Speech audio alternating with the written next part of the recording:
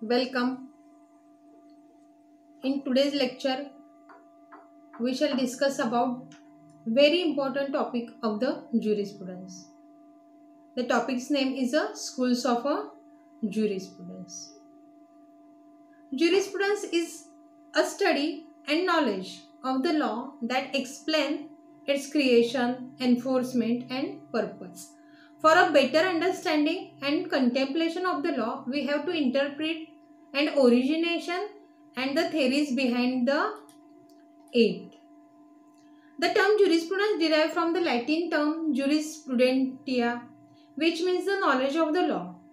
However, the general jurisprudence can be divided into two categories, which include the analytical jurisprudence and a normative jurisprudence. The analytical jurisprudence talk about the question as to what is law, while the normative jurisprudence talk about the question such as what is the purpose of the law. The best answer to this question can be answered under the five main schools of a jurisprudence, which include philosophical school or a natural law school, then analytical school, third one historical school, fourth one sociological school, and fifth one realistic school. In this lecture, we will discuss these schools of a jurisprudence along with their leading jurist. First of all, we shall discuss about the philosophical school of a jurisprudence or a natural law schools. The natural law is the moral theory of a jurisprudence and often state that the law should be on the basis of ethics or ethics and morals. This law also state that law should focus on what is correct.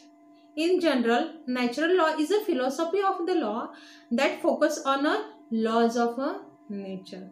The philosophical concern itself mainly with the connection of the law to specific thoughts which the law is intended to accomplish and to explore the reasons for which a particular law has been established.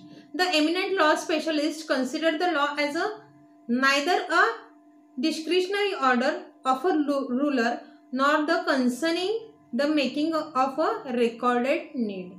To them, law is the result of a human reason and its motivation is to the hoist and praise human identity. The natural law hypothesis propounded by the Grotius, Locke and Rousseau altered the current organization and held that social contract was the premise of the general public.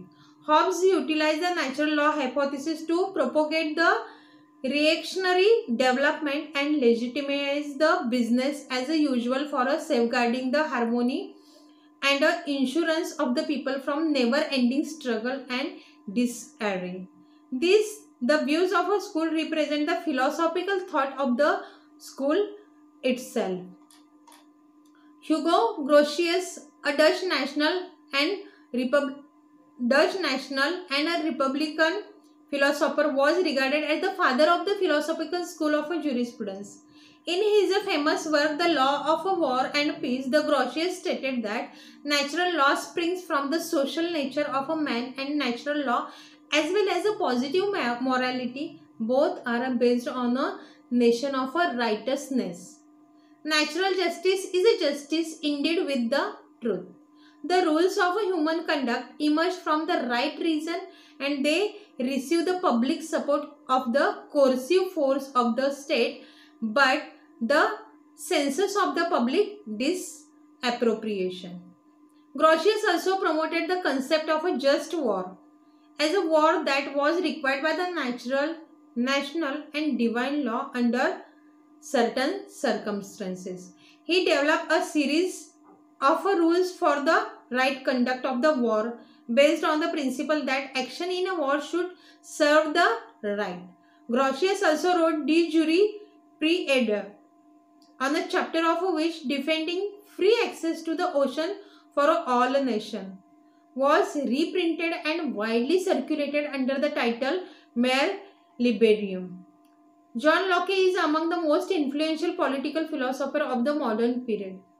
In the two treatises of the government, he argued that people have a right such as a right to life, liberty and property that have foundation independent of the laws of any particular society.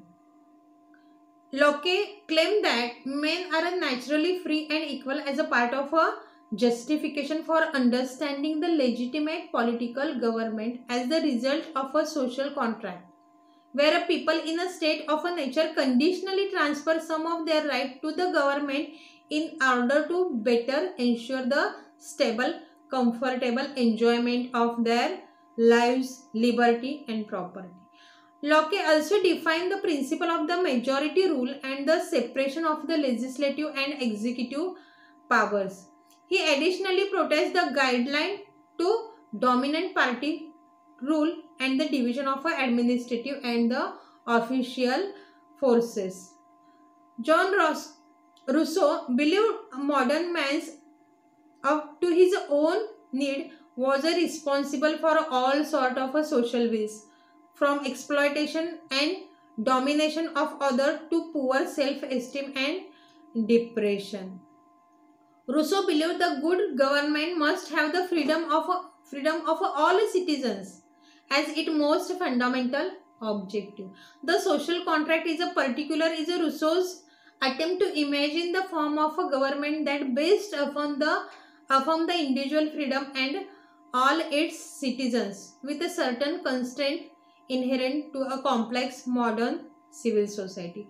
Rousseau recognized that as long as a property and the law exist, individual can never be utterly free in a present day society as they are in a condition of a nature, a point later by Marx and numerous other communist and rebel social thinkers. Nonetheless, the Rousseau unequivocally had confidence in the presence of a specific standard of a government that whenever authorized can bear the cost of an individual from the society as the dimension of the opportunity that at the any rate which approximate the opportunity appreciated in the condition of the nature. At the second point, we shall discuss about the analytical schools of jurisprudence. Analytical school, also known as the imperative school or Austinian school, is one of the four main schools of jurisprudence. The analytical school is propounded by the Jeremy Bentham and John Austin. The analytical school define the relation of the law with the state. In the book of Limits of Jurisprudence Defined, Jeremy Bentham says that the state is an amalgamation of the maximum happiness and a maximum liberty. He means that if people will be liberal and free to do and choose whatever they want, they will be attaining the utmost happiness and they will consequently deliver the best to the society and the state. He wanted to prevail the concept of the greatest happiness to the greatest number of the people, and he did so by testing of the law. The testing of a law work on the principle of a utility. The operation of the principle of a utility works on an operation. Its operation start with the understanding the concept of a pleasure and pain. What gives them a pleasure to the people and pleasure give would be labeled as a good, and the pain consumed by the people will be the evil. The pleasure approves the operation and the pain disapproves the operation of the test. The pleasure and the pain can be quantified by the utilitarian clauses, which consist of the 7 factors: intensity, duration, certainty, nearness, fecundity, purity, extent. According to Bentham, the only thing between the humans and their freedom is the hurdles or the obstacles between them, which are restraining them from achieving what humans want.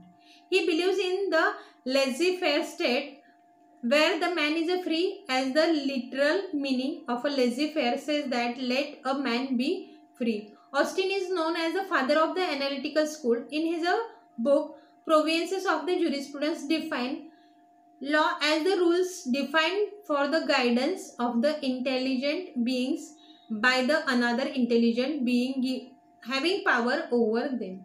In other words, the law is the rules which discern the right and the wrongs by the man to follow man. Additionally, the law is a command of a sovereign by the sanction. Third important school of jurisprudence is a historical school of jurisprudence. The historical school of jurisprudence talk about the relation of the law with the society. The society's laws and custom collectively become the law of the state. A society has a particular need and want which are directly proportional to the behavioral pattern of the society. Montesquieu was the first jurist of the historical school. In his famous book Spirit of a Law, he said that law must keep pace with the changing society. The second jurist of the historical school is Savigny. Before understanding Savigny, we need to understand what happened in Germany during 18th century. Germany was divided into the 41 kingdoms during that time, and entering into each territory brought different laws, and then many things including commerce, market, etc. had changed as well. That time was the time of a French Revolution, and the citizens were generating the feeling of a nationalism and patriotism toward the country. Anton Thibaut contemplated making the law of the Germany. He wanted to make a particular law in a Germany applicable only in a Germany. He started making of the pamphlet and gave the idea of making codes and tried to have a unified code for the Germany nation.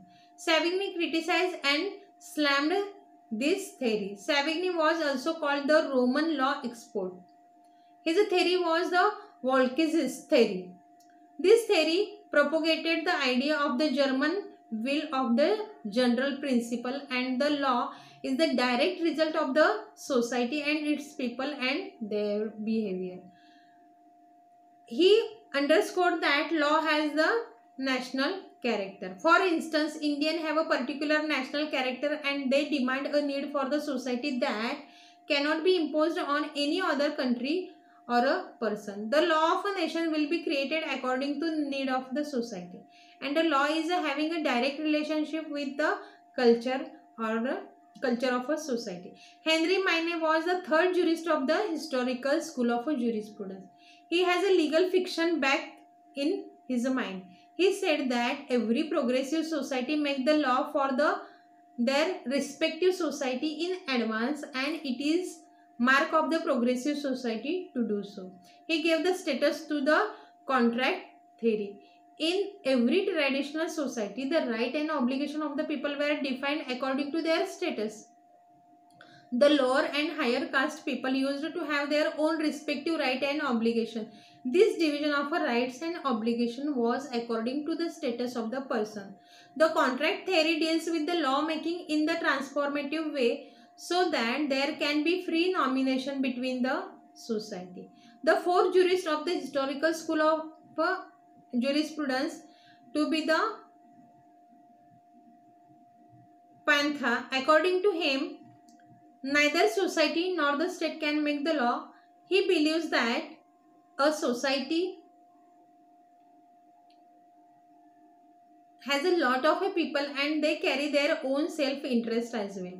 The state and the society create a general will in front of them. So if there happens to be a clash between the general will and self-interest, the people don't know what to do. According to him, if the general will and the interest of the people will clash, only the state will intervene in the law and regulate.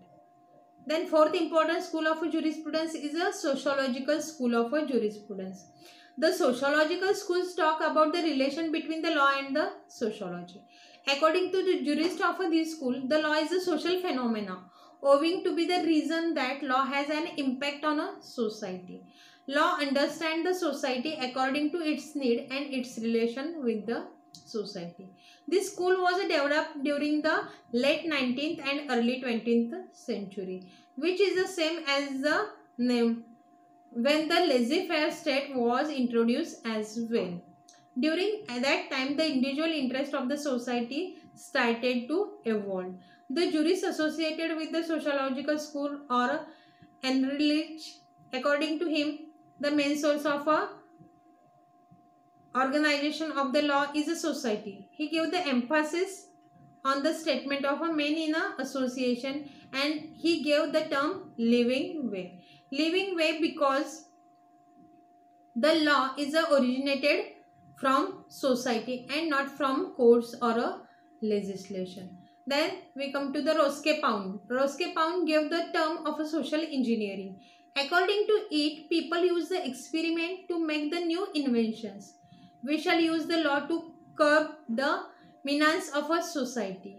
Law shall contain harmony among the society. It has to balance the society. It has to balance both the need that individual interest and a social interest. For example, Article 19. Neither freedom nor the restriction can be given importance. Maximum happiness and minimum friction are to be attained under Article 19 of the Indian Constitution. He tried to explain the working of the social understanding and guidelines issued for it. He clubbed them and made 5 postulates, and those 5 postulates were to be followed and considered as an insight. There shall be no aggression, and if there is an instigation for the aggression, criminal law would be introduced. Law of a patent for safeguarding the rights of the creative intellect. There shall be the fulfillment of a promises. For that purpose, there shall be the law of a contract. If anybody commits a mistake, he will get the opportunity to rectify the mistake, and that will make known as the law of a tort. If anybody brings any hazardous substances in his territory or in the territory of any other person, he shall be facing the strict liability. The main intention behind the bringing these laws in society is always different, but the law's objective is always the same, that is the harmonize the law and the society. Then another important jurist of this school is Auguste Comte. Auguste Comte is the founder of the sociological school. He had an organic theory. According to him, society is the same as an organism. It can grow if assisted and nourished with the scientific nourishing. Then Doggett is one of the prominent jurists of the sociological school. He is inspired by the Comte and Durkheim. He talked about the common and individual interest. There deserve diverse interest. Society's prominent interest is the interdependence of a man and is called as a social solidarity. Law's objective in a social solidarity. Law has a right to perform its duty, and that duty is to perform the social solidarity. It would not be called as a law if it does not promote the social solidarity. Then we come to the realistic school of a jurisprudence. Judgment of the law are affected by a lot of human emotions. This school is known as the realistic school because the law is considered as a reality while looking at this school. This school focuses on the judgment of the authority judges and their mindset. This school is based on the perspective of the lawyers and judges and the implementation of their thought process. The school is also the experience of a justice for the different humans. It considered the perspective both the parties in a case as to what is their opinion on a justice. Realistic school was originated in America and Europe, Scandinavia in the 1880s. There is a plethora of a judgment during 1890 in America, and the light was thrown on a judgment and the cases and the perspective behind the judgment. The next important question was the role of judges in important judgment and the cases. The doctrine of precedents was introduced in this school, and in this doctrine the judgment shall follow hierarchy of the courts. For instance, if the Supreme Court deliver a judgment with their own knowledge and their liberal ideas, the subordinate courts shall follow the judgment. American realism. The father of American realism is a John Gray and Oliver Wendell Holmes. The other jurists of this school were Jeremy Frank and John Gray. The question put by the Oliver Wendell Holmes was to why people understanding the law. The understanding was understanding the law to discern between the right and wrong. He coined the term bad man. The bad man, according to him, think about what the judges feel and what is going to be decided in the court. They do not care about the other aspect but about the decision of the court. Law, according to him, is not just logic and fact but experience gathered to conclude a statement of the problem and deliver a prudent judgment. It is also include the belief of a judges and their mindset applied.